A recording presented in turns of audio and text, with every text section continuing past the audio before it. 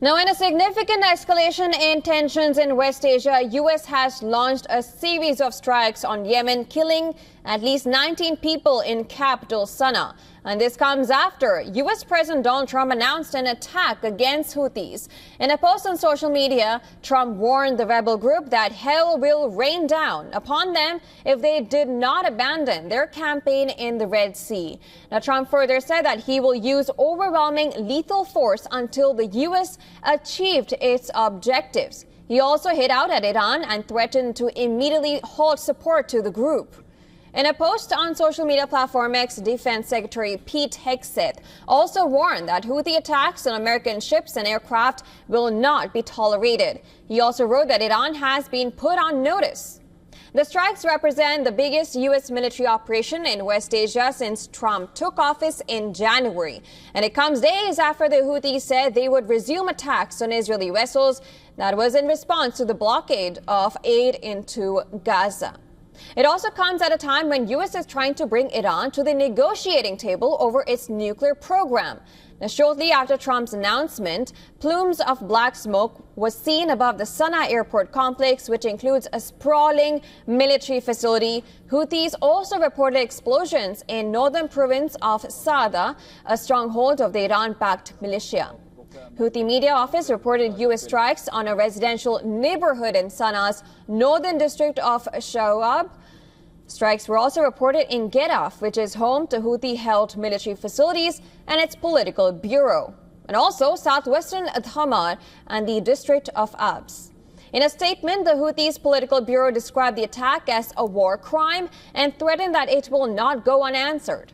Since November 2023, the Houthis have launched more than 100 attacks in solidarity with Palestinians over Israel's war with Hamas in Gaza. It has targeted shipping lanes in the Red Sea, disrupting the global shipping and trade network. Meanwhile, U.S. Secretary of State Marco Rubio spoke with Russian Foreign Minister Sergei Lavrov. Rubio informed Lavrov about the U.S. military deterrence operations against the Houthis. The duo discussed steps to follow up on recent meetings in Saudi Arabia and continue work towards restoring communication between the U.S. and Russia.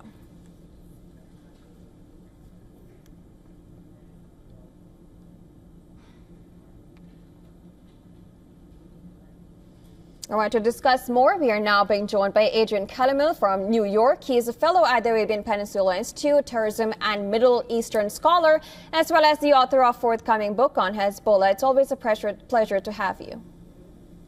It's a pleasure. Thank you, Josa. Now, the strike that Trump has ordered seems like it will go on for quite a while until the U.S. president achieves what he wishes to, the objectives. What, according to you, is he wishing to achieve, and does this look like a new front of war? Those are all very good questions. Whether it's a new front, I think the Houthis kind of knew this was coming. Everybody kind of knew this was coming over the past year. They've launched over 100 attacks, and there's been very little response due to proximity in relation to the Gaza conflict, Hezbollah as well, and you look at the threat matrix. So they kind of fell off the threat matrix. And then you also saw with the Biden administration, they believed that there was a diplomatic solution. They had taken them off the foreign terrorist organization list and done a number of things. So now they're back on the foreign terrorist organization list. They're being treated as terrorists. And then you have to think about over the last year since they've been launching all these rockets aimed at Israel and American ships, cutting off Bab el-Mandeb Strait, causing chaos in the Red Sea, is that there's been intelligence collected over that time. So that gives the United States better targeting information as to where the Houthis are shooting these from. The U.S. approach had been a defensive approach, and so they've been taking the arrows out of the sky instead of hitting the actual bows that are launching them. Right, and Trump has clearly been warning Iran to not back Houthis. So is Trump somehow using Houthis to indirectly warn Iran, and all this while also hoping for talks over a nuclear program?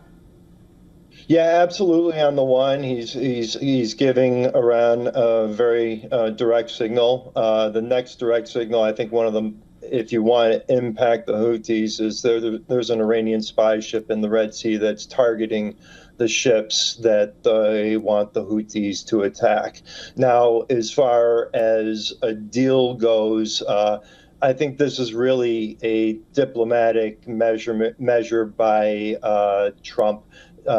He's playing diplomacy on the one side, and he's also taking kinetic action or military action on the margins and saying, listen, we need to get to the table, but at the end of the day, Ali Khamenei's not going to agree to anything. And this will come to some type of, well, the maximum pressure campaign and possibly a strike on nuclear facilities in the future. It's one thing Trump has been really consistent on with his foreign policy, is that the Islamic Republic of Iran cannot have a nuclear weapon. Right, and it's not just the U.S. Ships that are at risk, it's also the other countries. Do you think we will see involvement of other countries like the U.K., which have also have been launching strikes together with the U.S.? We saw in December last year. Yeah, I would suspect that the UK would probably get involved as well.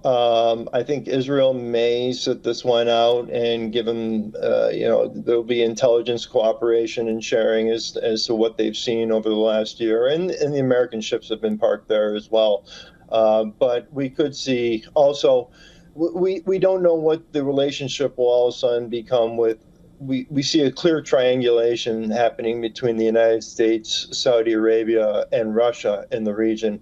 And Saudi Arabia is no friend of the Houthis. They're kind of forced into a ceasefire by the Islamic Republic of Iran at the beginning of probably about 2018. So look for the UAE as well as the Kingdom of Saudi Arabia to possibly start mobilizing there if this is a new front. Right, and just before I let you go, just one more question. Now, will these strikes in any way influence the Israel-Hamas ceasefire in a negative or positive way? No, I really don't think it has an impact on it. With these strikes, this was, we could all see this coming. And with the Islamic Republic, they're the ones that tell the Houthis what to do. They're also the ones that tell Hamas what to do. So they're really the ones pulling the strings behind the scenes. And the Houthis have deliberately connected what they're doing to the plight of the Palestinians, of what's happening in Gaza. But at the end of the day, it's because the Islamic Republic is just telling them to do it. All right. Well, of course, we'll look at all the developments that we see. But thank you so much, Mr. Adrian Kalamil, for joining us and giving your perspective. Thank you. Thank you again.